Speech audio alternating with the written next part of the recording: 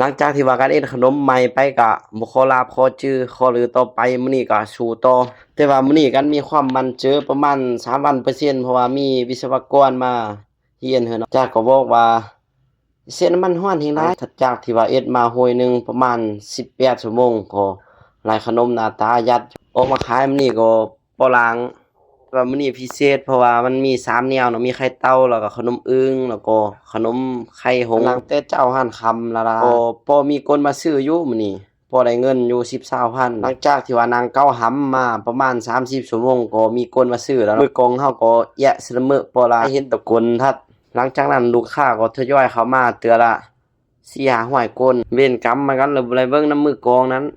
จักทายเถิดเด้อจ้า บ่คือมื้อกลองชิดออกไปหน่อยหนึ่งประมาณ30แม่นไม้ผาแบบนี้เนาะก็ถือว่าพอได้ขายอยู่มื้อนี้ไกลไปไกลมามื้อตาเห็นก็มาซื้อจอยขายทุกมื้อแต่บ่ปกติคันว่าขี้คร้านมาเลยก็บ่ไปขายเนาะยามออกเชื่อเลยก็ไปขายสรุปแล้วมื้อนี้ก็ได้ประมาณ2-3แสนเนาะแต่ว่าต้นทุนนั่น300,000ปลายเล็กน้อยๆนี่ก็โอ้โซๆเอาแตะกวันเดียวลอกเอาไปเอามาเองนี่ก็ลอมกอกจีมเหอะยุบนั้นยุบนี้อายเขาก็ยุบเอาเฮ็ดหายเหอะเลือกแต่เลือกว่า ขายได้แต่ขนมกวันเดียวเพ้อละล่ะจ้า